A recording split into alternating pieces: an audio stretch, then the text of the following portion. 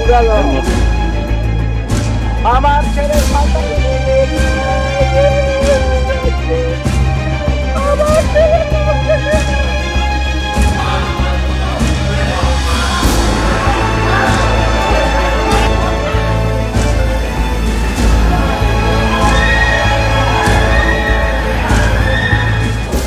ওই যে Honda town দিয়ে অ্যাটাক করে এলেছে।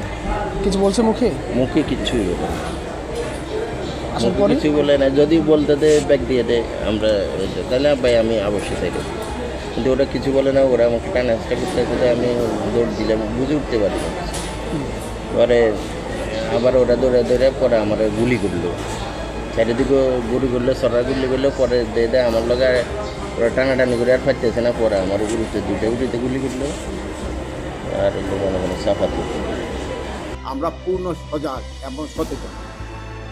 আপনারা জানেন যে আওয়ামী দোসররা তারা দেশকে অস্থিতিশীল করার জন্য সব ধরনের চেষ্টা করতেছে। যেহেতু তারা প্রচুর টাকা দেশ থেকে স্থানান্তর করেছে, ওই টাকা তারা এখন ব্যবহার করতেছে। এই টাকা ব্যবহার করে দেশকে একটা অস্থিতিশীল পরিস্থিতি করার চেষ্টা করতেছে। আমরা এইটা কোনো অবস্থায় করতে দিব না। আমরা যেভাবে হোক এটা প্রতিহত করব। দিনে রাত্রে যেখানে আমাদের বাহিনীর প্রয়োজন হবে তারা সেখানে যাবে এবং এইটাকে প্রতিহত করবে। আপনারা জানেন, আমি আপনাদের সামনে দ্বার্থহীনভাবে বলতে চাচ্ছি, আমি এই আওয়ামী যারা এই কাজগুলি করতেছে তাদের আমি ঘুম হারাম করে দিব এবং তারা কোথাও কোনো স্থান পাবে না। দিনে রাতে যে জায়গায় হোক না কেন তাদের কোথাও কোনো স্থান হবে না।